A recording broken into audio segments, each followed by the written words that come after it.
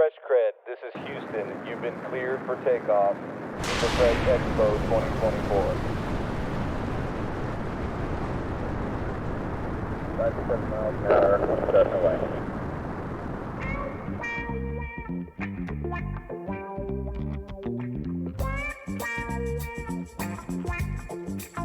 Hola y bienvenidos al Fresh Cred. I am excited to bring to you from the 2024 Viva Fresh at Houston, Texas in the beautiful Marriott Marquis, brought to you by Mr. Craig Slate, CEO and President of SunFed, and joining him is his ever faithful partner in crime, Mr. Ed Bertada. Let's go. Yo. Got our next guest coming up. We'll turn over here to Mr. Jaime Buentello. Hey, good morning. Good morning to you, sir, with HEB. And how in the heck everything goes today? I'm doing well, and Yeah. I'm just a little jealous. You've got a very cool tie on today, Craig. So you're sporting the style today, and then I didn't even notice it. yeah, look at that. He's looking pretty dapper. So I approach life like I approach golf, right? You know, if you can't play well, at least look well, right? You got number one accomplished. Yeah, well, good. Yeah, That's the thing, right? Yeah. It's, you know, so it works well for golf. So I just try and put that in life. you Yeah, know, yeah, so. yeah. But well, Jaime, welcome to the Fresh Cred. Yes, no. Good Thrilled to morning. have you here. Same. You and I go back a few years in our produce days. You've been around at HEB, you know, sometime. So why don't you tell us a little bit about your journey? How did you get to where you're at with HEB now? Yeah, no, Craig. So thanks, first of all, the show and inviting me on here. So journey really has been 26 years with HEB, but even reverse a little bit more from there. Grew up in Del Rio, Texas, graduated from Del Rio High School. If you don't know where that's at, then just look at the news and you'll see what's going on over there on the Eagle Pass and Del Rio border. Not something that we claim as a dubious honor, but nonetheless on the map. And then moved to San Antonio, went to UTSA, and that's really where I found HEB. And I started doing what I thought was going to be one of the easiest jobs I had ever seen. Now, back in the day, we didn't have Indeed or Monster Jobs or anything like that. I'm dating myself. I was looking at the classified ads, and I just wanted to... What was that? Classified. Yeah, exactly. And we had a felt marker, and we would circle where we were going to call or go to. Yeah. And so there was something with HEB. Clearly, I knew the stores. You know what? I didn't tell you guys, but I actually worked for Walmart prior to HEB. Before, in Del Rio. In Del Rio, yeah. No So kidding. it's not what you know, but it's who you know. The store manager was my lifelong friend at that time's father. And so he ran corporate number 447 in Del Rio, Texas, where I was employed for 2 years. And then once I graduated, I made a shift just for school. So that's not something a lot of people know. No, and, but there you go. yeah, There's yeah. a nugget. Now, you know, But, part of the journey included definitely that. a appreciation for retail. Now, was it a and for them. super center or was it the old original GM? It was the old Walmart? original GM. Yeah. It wasn't a super center at that Gotcha. time. Yeah. Yeah. Well, you keep bringing the age. Well, thing you on know, me I here. didn't want, but I had to. Hey, look, Jaime, so I'll tell you this. So my first job out of college, I called on, my responsibility were the two, so Walmart partnered with Tom Thumb back then, and they put 2 stores in Dallas. That was the 2 stores that started, you know, what eventually became the super center. Sure. And man, I was, and they didn't think it was going to be anything, so they put this goofy kid out of college on the account, you know, thinking, just go mess around with this deal, and, you know, it'll be over soon. Because they were selling tires and groceries, and they were like, what are you talking about? So, but anyway, that was my original, and so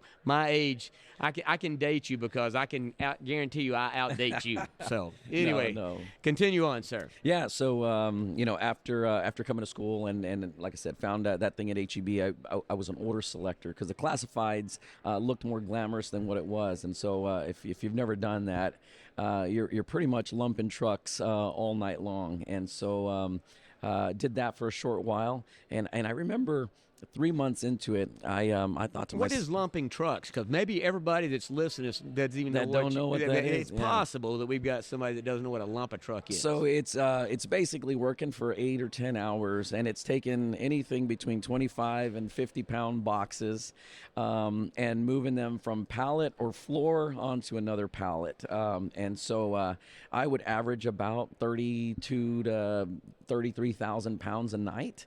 And I didn't realize how strong your grip strength gets when you're doing that. But I would have to wake up in the mornings and pull my fingers apart because they would just be, stuck with kind of this grip on those boxes. And so anyway, 3 months, I wanted to quit. Right, I don't blame you. I was still young when I was going to school, going to college, and I called my dad, and didn't have a lot of mentorship at that time. School was relatively large size, so it wasn't like there was this intimate professor and student relationship where you were just really close to them. I called my dad and I said, "Hey, Dad, just want to get your advice. I think I'm gonna quit at HEB. I signed on to something. I didn't know what I was signing up for. And so he said, look, son, if you quit now, you're probably going to quit everything else in life. He said, you've only been there 3 months. You're not dead. You're okay. Although it felt like I was dead some of those mornings. So well, you're not much bigger guy. You're not much bigger than me. No. And so, yeah, I mean, I did a stint at it was the worst job I ever had. But so we can relate. Not a plug for Yeah. yeah. Sorry. Let's edit that one out, right? Anyway, took his advice, stayed another 3 months, and then many people know Hugh Topper in the industry. I got introduced to him. The warehouse guy says, hey, we've got a guy back there. He's actually pretty smart. He's got some capacity. Why don't you talk to him? And he did. And so just 3 months after the phone call to my father about quitting, really sparked the rest of my career for the next 25 and a half years with HEB. So Hugh brought you into HEB, or brought you into San Antonio? Yeah, from warehousing into procurement through a quality assurance position. And so that's where I got to inspect alongside. We had a USDA on site pretty much 24/7. And so learned some of the grades and standards from them. And of course, we have our own adoption of grades and standards. Executed those, did that for a couple of years, and then tapped on Hugh's door and asked, he said, hey, I really like this buying position and the procurement thing. And he said, and I'll never forget this, Craig, Hugh was, definitely an expert in the industry, very experienced. And he said, if you want to be a good buyer, you need to go run a produce department. And at that time, I thought, well, I'll go run a store, right? Just more kind of high level. And he said, no, I didn't say run a store. I said, run the produce department.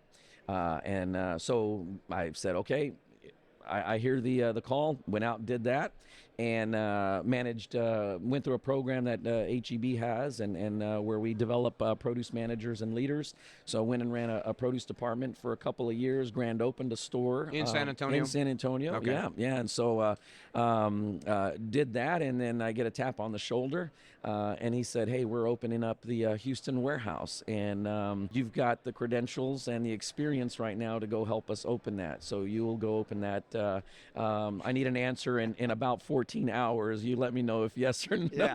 I'm surprised Hugh gave you 14 hours. Yeah. That was a gift. He was nice that day. Yeah. So anyway, fast forward, I ended up moving to Houston, doing a QA supervisory role in Houston, and that's when we were really starting to break some ground in that territory, in that marketplace. Enjoyed that for about another year and a half, and then got that tap on the shoulder once again, and it was Roger and Hugh, and said, hey, how about that opportunity to buy? We could use we could use the experiences and give you the opportunity. And so ended up coming back to San Antonio and got into the buying role, and you name it, pretty much had an opportunity to buy and market every commodity that we had in the department, and then matured in that role to a degree.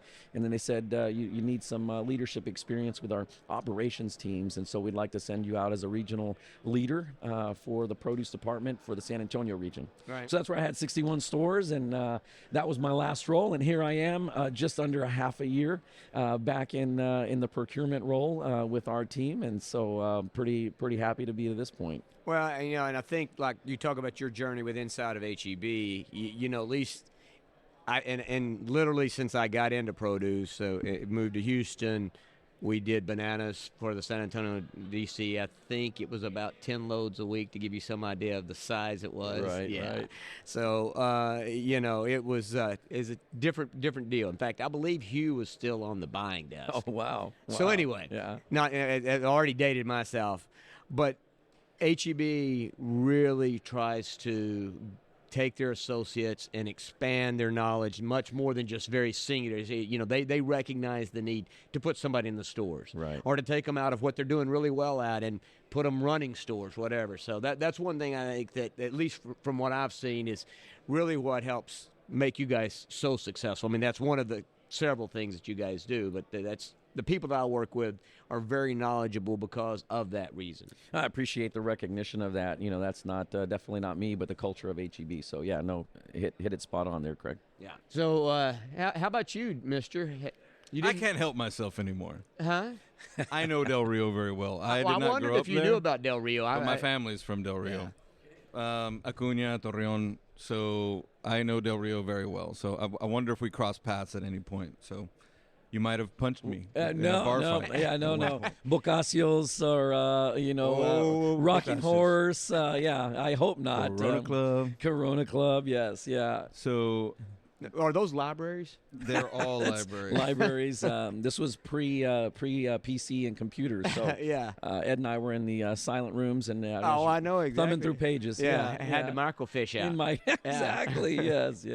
Yeah, I know the area well. So, yeah, my parents moved away from the area before I was born. So I wound up being born in California, but connected to Del Rio, typical Hispanic family, every holiday, Christmas. And I'm talking about like station wagon or cross country, 3 months for summer, holidays, Christmas, the whole month of December.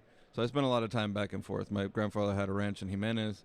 You could literally see that blinking light in Camado from the ranch house in Jimenez. Wow. Yeah. So I know the area really good. Right, That right, Corona right. Club, where Corona Club's at, across the street, there was a curio shop, curiosidades, they call it in Spanish, right next to a Banamex, right next door, and across the street's Crosby's. My grandmother owned that store right across from Corona Club. The Curio shop. Yes. You really? It's called Okay. La Rueda. It had like an old wagon wheel on it. Yeah. My brother and I actually joke about the name of the shop. Anyway, it provided some much needed respite after a late night, sometimes before going home. So I had the keys to. So I'd leave Corona Club, go over there, take a little nap, and then go home. Rest her soul. She's never going to hear this. Right. I'm sure she knew. Okay. Yeah. And you remember the salchichas right outside of Corona Oh, yeah. Club were like the best hot dogs, and I don't know if that's because of the time of night. I was going to that say, we were what time of finishing. night were they? Yeah, what time were they the best? You wrap them with bacon, they're Oh, pretty much yeah, good. pretty- Oh my gosh, that Um, sounds amazing. There's actually, there's a song called, have you heard it? It's called Nobody Goes to Acuña Anymore. No. I'll have to show it to you. Okay, yes. Yeah, I don't know if you like country music, but even if you don't, there's only a few songs in kind of the lexicon or whatever that mention Acuña or Del Rio. One of them's George Strait's Blame It on Mexico. He made Acuña famous. He did kind of make it famous, he but there's absolutely others, made it right? famous, yeah. And they filmed a couple different movies. Yeah, I was gonna say, Desperado, right? I think that was the one that it. I have a broke friend through. that was in that was in Antonio one of the Banderas, scenes. Salma Hayek's kind of Yeah, breakout film, yeah. and Robert Rodriguez, and So the bar that that's Corona Club. Cheech is bartending in is Corona Club, which is just kind of a place where everybody went to hang out, especially like during rodeo and all that stuff. So yeah, I only technically lived there for a couple years, but I lived a lifetime. in You those lived there years. long enough to find the Corona Club. Yeah. Well, I mean, heck, when I would go visit at 15, my grandmother would let me just be back at a reasonable hour, and we'd just go and get into trouble, like Yeah. 15, 16 years old. Yeah, at the library, Craig. So, Yeah. Well, and I find it shocking that Ed would get into trouble. Right. Because I'm safety patrol now. He That's is how you know me. I was going to say, I know a different Ed. I mean, he's like the polar opposite of getting in trouble. Okay. Well, Oh, I'm aging. There is some wisdom You're there, aging, buddy. You're going. You're like a reverse mortgage. That's Okay? exactly. You're like the reverse mortgage of fun. Okay, you're trying to have more fun now than you Yeah, did I was going to say, before. I got confused on that, right? On what you're supposed to do. But so Ed mentioned, so I'm curious. So as a young person growing up in Del Rio, now did you rodeo? did not rodeo. That was not in our DNA. Okay. And it wasn't because there wasn't an appreciation for it. It was just now, what do we mean by rodeo? Being part of 4-H and actually raising I didn't know livestock. if you was a bull. You got a good build for a well, bull thank rider. you. You would have Yeah, made no, a great bull rider. I would have flopped on my face the first half second, I'm sure, but it was The big. Super Bowl. It was, yeah. Remember the Super Dalegas Bowl? Pro Rodeo, Yeah. Super Bowl, yeah. No, I fan of it. Got to visit it. Had friends who raised livestock, who did those things. But yeah, just I other than a spectator, did not do any more than that. Did you have a sport of choice there in Del Rio? You know, I did, and this is a good life lesson. Was not a big guy, but I was extremely quick and fast, and so football was my favorite. He was and a Ram. I was a Del Rio Ram. That's right. And so I felt good playing football until we got. And once again, I was faster than most kids. Right. And then we hit the age of puberty, and then we met kids from San Antonio. Oh, yeah. Who were running faster than me and outweighed me by like 65, 75 pounds. Is that a good thing in football? And then I realized, okay, yeah, I want to keep my head and my neck for the next 50 years.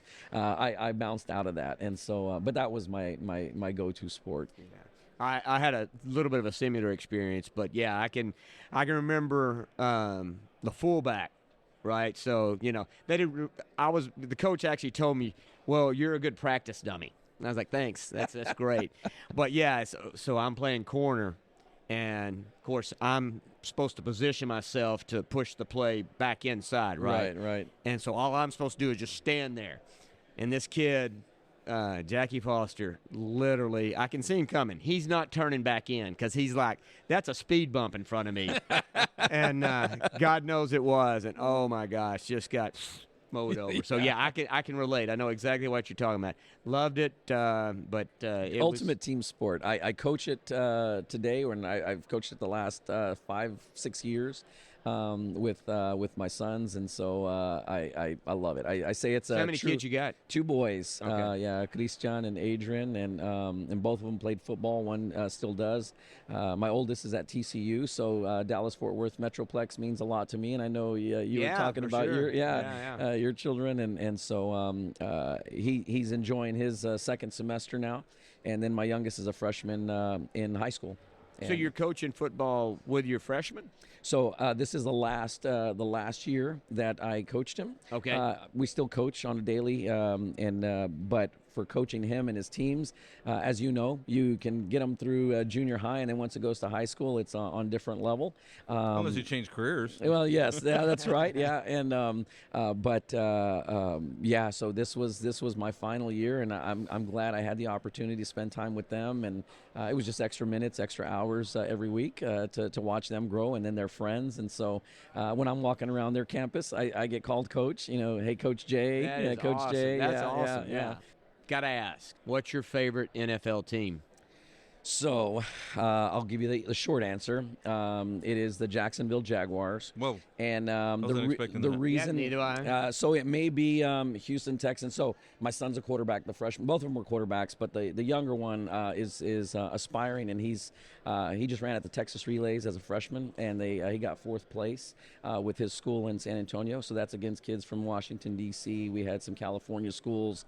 He got to meet Matt Bowling because Matt Bowling was running right after him, and Matt Bowling's the one that broke the 100-meter sprint record, and so he's really into it. We follow quarterbacks, and we follow quarterback schools, and so Trevor Lawrence is somebody that he emulates. He's only at 6 foot now. He's not going to get to 6'6", my son that is, but he likes to play the game and the IQ of Trevor Lawrence. I do like what we're seeing out of Houston Texans right now, and our quarterback there. But that's what we follow. Clearly I was a Tom Brady fan. My sons were Cam Newton fans, and so we don't have an allegiance to a city or a team. More players. We just follow the quarterback. Yeah. I guess you guys probably really enjoyed the who is it, Netflix or the quarterback they had the QB1 QB1 or whatever. yeah, Yeah. for sure, So I bet for you sure. guys really like. Now, is your oldest at TCU playing at TCU? No, Okay. he didn't play after his sophomore year. He broke his left arm. broke the radial bone, and then so at that point he missed the entire, because he broke it the first game, so he missed the entire season. The band percussionist, he played snare drum and the quatoms or tenors, and so the band guy had said, hey, we're a nationally ranked band, we go up against some of the best, we go do nationals. He goes, I like your skills. Talked him into staying in band and doing band and taking it seriously, and so that's what he did, and God bless that guy, because he helped pay for some of TCU. Yeah, I was gonna say TCU is not a cheap ticket. Yeah, that's for sure. No, for sure. I'd like to live near TCU, Colonial in particular. It's beautiful, isn't it? Yeah. Yeah. Have you ever been to the Woodshed? No. The barbecue place across from the river, across from Colonial? But I've heard good things. Yeah, it's awesome. You endorse it? They smoke artichokes to where, like, you could just eat the whole. I mean, part of the more. I don't know if the choke is involved, but it's pretty interesting. They smoke an artichoke and it turns into like a chip. It's almost like a dehydrated artichoke. Really good. Their food is amazing, and it's Tim Love. He owns. He's a pretty famous barbecue chef, restaurateur here in Texas. So big plug to the Woodshed. Maybe it'll get me a free meal. He's from Fort Worth, I think, originally. I think he is. Yeah, I think he's a Fort Worth boy. So you can. There's literally there's a walking bridge across the river. So when I've been to Colonial several times to watch tournament, my mouth's starting to water. You walk over the walking bridge over the Trinity. That's the Trinity River, right? You're right. It is Trinity. Yeah. You walk over and the restaurant's right there. Yeah. Or if you're driving on University headed back towards the highway, right after you cross the bridge, you make a left, whatever that street is, and it's down on the end. Really cool. Really good restaurant. I was going to ask, just out of my own curiosity, your favorite teams, NFL teams? Well, I told you where I grew up. Yeah. So if it's any team, especially the Cowboys, but if it's any team in Dallas, that's your deal. Win or lose, that's who I'm for. There's really nobody else after that. And I tell everybody, the Cowboys, I live and breathe that. I like football. That's where my passion's at in terms of, sporting interest. But I don't keep up with the other guys, the Mavericks or the Rangers. The Rangers this last year winning the World Series. I mean, I didn't know anybody until they got in the playoffs because, just those sports don't resonate. But, if it's Dallas, that's my go-to. Cowboys, okay.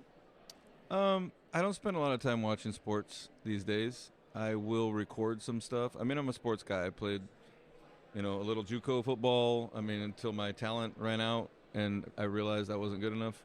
But football was a big part of my life, my whole life growing up. To the degree that I think it kind of broke my heart. I couldn't really watch it for about 10 or 15 years without getting a kind of a churn in my stomach. I want to throw up because it really was heartbreaking. You have that kind of dream at least, but you just don't realize you don't know what you don't know. Right. Especially knowing now, having been more involved, my kids play sports and stuff like that. So back then there was not a lot of private training. You were either gifted or you weren't gifted, or and I mean, I'm sure there were kids that are being mentored, but I wasn't one of those. But I still did okay, all league or all, Bay Area. I grew up in Gilroy. So I went to JUCO there nearby. But yeah, that ended there. So growing up, Niners were my team. Okay. My brother was Cowboys. So, I mean, I don't root against the Cowboys. They make it hard to love them. I'll say that. They make it really hard. Who does? The Cowboys or the 49ers? No, the Cowboys. No, so our parents, or my buddy's dad, worked. He worked for AT&T, but he officed at IBM there, Silicon Valley, and you get tickets all the time. And Gilroy to San Francisco is about a 60-mile drive, and we were 12, 13 years old. They'd put us on a shuttle to the game by ourselves. Yeah. Just me and my buddy. Yeah. 12, 13 years old. And so we watched a bunch of Niner games. And then fast forward, when I was playing football, our team would raise money. We'd go work the event staff, like the Yellow Jackets. Right. And so we'd work, and we'd get in the players' parking lot and stuff. And then in our high school, when I was a freshman, Jeff Garcia was a senior. So Jeff went on to do pretty good things. Like, he definitely didn't get as much credit as he deserves. And there's actually a story, but we won't even get into that. I lived here for a year. I did kind of fall in love with the Texans. I mean, I like to see them do better. So of Texas teams, Texans, but Niners, kind of for life. Yeah, I mean, people get wrapped up. I kind of like your philosophy with the, being into players. My daughter plays several sports. She's a freshman. So I watch a lot of her sports. So which and it's fun. And I only have a couple more years, and she's our last one. So that's I would say whatever team she's playing on, that's my favorite team. Yeah. All right, so little something about you. Now, what you more passionate about, books or music? Ooh, that's an easy one, music. All right, then what is your favorite genre, and what is your... I'm going to say Gary Hobbs. You're going to say... Wait a second. Hang on. Hold on. Okay, Knowing the region. Yeah, that's what I say. That's why he said no. No, in Gary Hobbs, and I know everybody.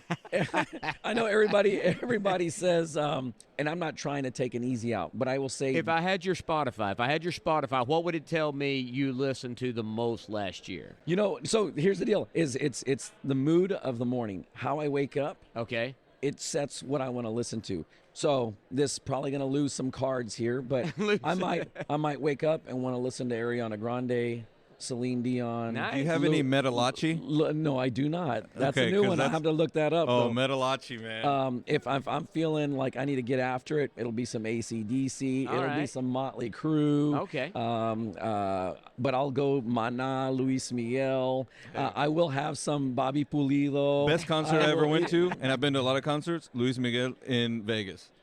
Crazy good. I was there, and I agree. Now I don't know if we went the same year because I think he plays almost every other year, every year. But yeah, loved it. This would have been loved 20 it. years ago. And this was like around Jesse Sace, and this was in the prime. Yeah. When we saw him back like in the '90s. Oh yeah, that was a great concert to get to. But I know that was an easy out for me, Craig. No, it wasn't. That was exactly. That's kind of where I'm going. But I also feel like you and I have a little bit of a connection on the music because I think you're a fan of Flo Rida. Oh yes, yeah, Flo Rida, man, that guy. I mean, yeah, he's. And on that my was a great Spotify show. list. That Yeah, was an yeah. excellent concert he put on for sure. And rap, I left rap out of my So you're a rap. So I'm a rap guy. Yeah. Who in the rap game are you? This is probably dating, but and this is mainly around football. So the kids they love Drake, right? I like some of the stuff from the Yin Yang Twins. Yeah. It's not the stuff that we're gonna find in the library, but but we have to take all the expletives out. Rick Ross here from Houston, I think just Young Dolph. I mean, and it's mainly because of the boys, right? They're like, "Hey, coach, can you put this on? Yeah, can you put this on?" And so Coach Jaime. I end up listening to this stuff because of them. So Little Uzi right now. Little yeah, Uzi is my go-to yeah, guy. Yeah. So I'm he's telling you. and Travis Scott. He is number the two. reverse mortgage of age. Travis Scott is. Have you heard yeah. Astroworld? Have you heard that? That's one of my favorite songs, man. But the whole album, you got to listen to that. That is one of the best albums. In fact, he's got a Netflix documentary on making of Astroworld. Okay. Check that out. I mean, it's good, and it takes you through the whole series. But it is, for me, if you looked at my Spotify, my son actually did. He looked back, and actually Little Uzi ranked out as number one listened to for the year. Oh, really? And Astroworld, I think, was the top album on my thing last year in 2023. So. Wow. Yeah, no. So you know what? I go onto YouTube and then pull up Travis Scott Astroworld, and then do. And I think, are you a drummer or were you a percussionist? So there's like two that come up in the top hits, and it's a couple of drummers because. That's what got me with the big hit song that he had on that one was Butterfly Effect. No, I think it was Astroworld, right? Butterfly Effect was one that came off of that album. Which is the one that he's got the collab. It's him with a couple of them on the Sicko Mode. Sicko Mode. Oh yeah. So pull up Sicko Mode and do live percussion, and the guy's doing it because the percussion of that is amazing, right? It's beat changes. It's I can't even speak to it, but it's a great groove. Anyway, you're a music aficionado, and you as a percussionist, pull that up. I'll listen to that sometimes in the morning because just man, that you want to get going in the morning. Yeah. You turn a little of Travis Scott on and. Yeah. Next thing you know, people at the red light are looking at you with your gray hair, and reverse mortgage and state. you got your bass going. Yeah, what's wrong with this guy? So yeah. No, that's a great question. Ed, you're a rap guy, right? You're. I like rap. Yeah. I mean, Jaime's probably going to give me a run for my money, but if you looked at the diversity of the music, I mean, basically, it's the definition of Metalachi. I mean, everything from Spanish. I mean, now I've got some actual Spanish, not just Spanish language, but from Spain. Metal, rap, classic rock. I mean, everything. I mean, I think I grew up in a musical household. My dad was a very accomplished guitarist, so I learned to appreciate everything. I mean, Sure. I played, he basically taught me to play the drums to just accompany him. That's kind of how it started. I mean, that was our hobby, or in common. So yeah, I like it all. So I mean, they've been waving us off. We got to All right, get out of yeah, here. It was a great let's do conversation. it, But yeah. before we do, I think Ed's got another deep dive question for you. Did you get a deep Now dive? you're really. Now I'm putting you on the spot got because me. I'm counting on you. There's nowhere to go from there. Yeah, no.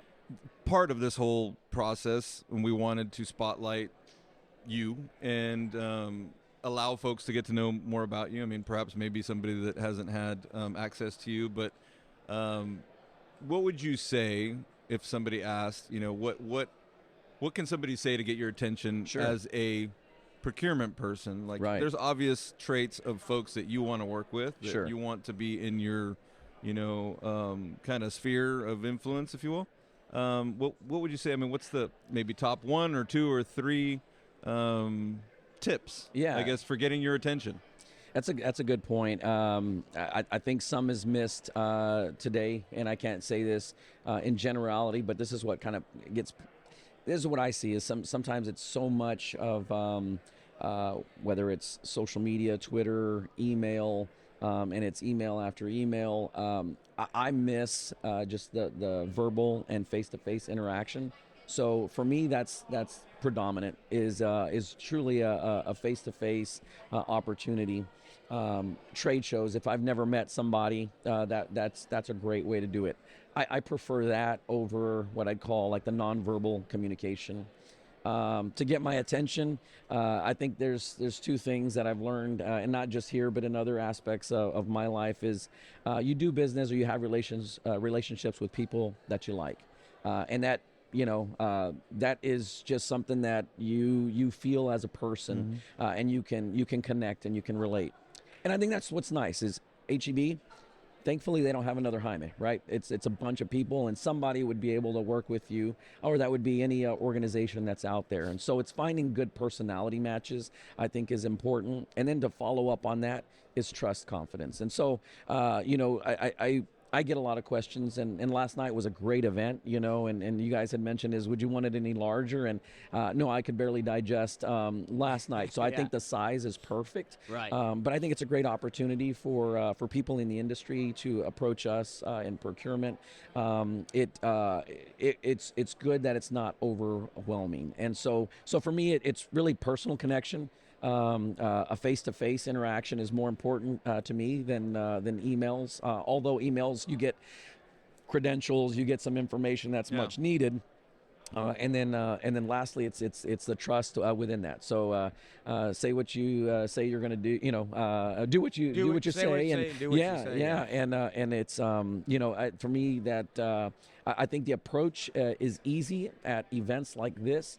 I know it's difficult if you're just coming onto the scene and you're trying to get a meeting. I get that. I don't know that I have a solution for anyone today.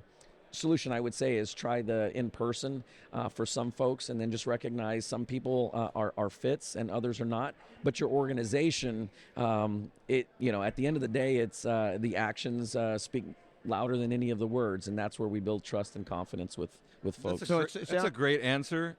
You would have thought I would have teed that up. He had no idea I was going to answer that question. But it sounds like to me, for everybody out there, the next time you see Jaime at a show, you want to tackle him. Because, he used to play football. 4th and 1. 4th and 1. That sounds like what you need to do out there. So, hey, Jaime, man, it's been a blast. Hey, same. A good time. It. And great to catch up. Love chopping it up. And guess you got a full day ahead of you. Hope you have lots of success. And, nobody tackling that is just a joke. So you never know what people might take serious.